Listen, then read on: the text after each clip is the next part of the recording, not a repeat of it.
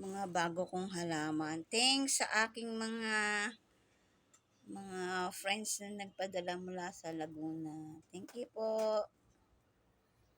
Oh, binanata naman ng higad. Anak ng topak talaga. Ito naman si Serpentina. Hindi mabanatan ni higad. Mapait yan. Yeah, maghigadize tayo mamaya. Tanggal tayo ng mga higad. Dun sa puno na yun. Gagawin ko pa namang ano to, Christmas tree. Binanatan niya. Tapos inubos ng higad yung mga ano ko, yung mga dahon nitong dayap.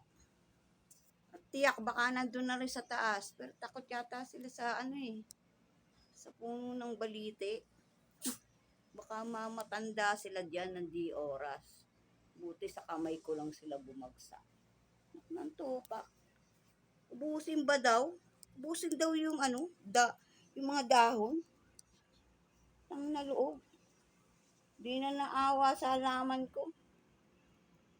Namugad dito sa ano, sa puno na to. Oh, ito meron yung bago. Bago ka ba? Ay, oo. Caterpillar ba siya? Ito caterpillar naman. Okay na yan. Saan ka ba? Ayan, si caterpillar. Churong. I-flex lang kita. Ganito pala yung katawan ni caterpillar. Inubos niya yung taas. Oh, may kasabihan nga tayo, di ba? Nowhere to go but down. Kasi pag nandiyan ka na sa taas, wala ka nang magagawa. Kundi bumaba. Sana maging ano ka. Yun o, yung ulo niya. Ganun pala to. Hello, higad. Ay, hindi, caterpillar. Caterpillar nga to, hindi to higad. O, diba? Diyan ka na lang para maging butterfly ka. Pero tinanggal ko yung iba kasi lilinisin ko tong garden habang bumabagyo. At ito nga pala ang aming likod. Bahay. O yan, nilagyan na kita na ano ha. Nilagyan kita ng tawag dito, takip. Ayan si Aratilis. Lagyan kita ng kubir para kita mo binanatan si avocado. Namatay ng di oras. Tingnan nyo naman ang liit-liit ng lugar ni Aratilis. Pero tingnan nyo. Whoop, whoop, whoop. Ayan, diba? Ito na yung aking dayap. Inubos ang mga ano ba yan? Mga dahon. Bale, bagong sibol naman lalabas niyan. At meron tayong Jarang! Rubber tree. Thank you talaga po sa nagbigay nito. Yung ganito lang, kaliit. 700 na daw to eh. At dahil maulan, hindi ko muna sila pinapasok sa loob ng bahay.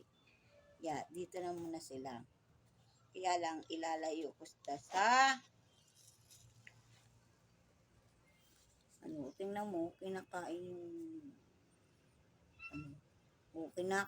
yung dahon. Ewan ko sino. Sino ba sa palagay mo?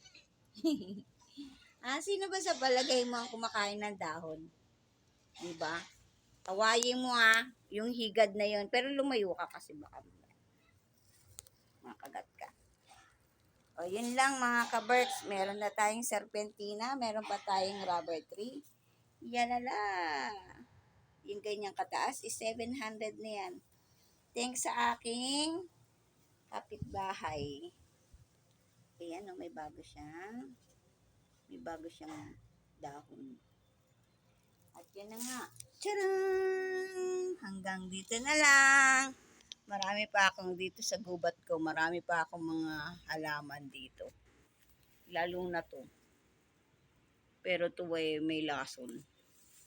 Tsaka yung isang yun. Kaya itatago ko siya. Itataas ko siya para hindi siya makagat ng mga ibang ko dito. Alaga akong mga bebe, mga habibi ko, mga cats. Yan lang, mga kabeshi.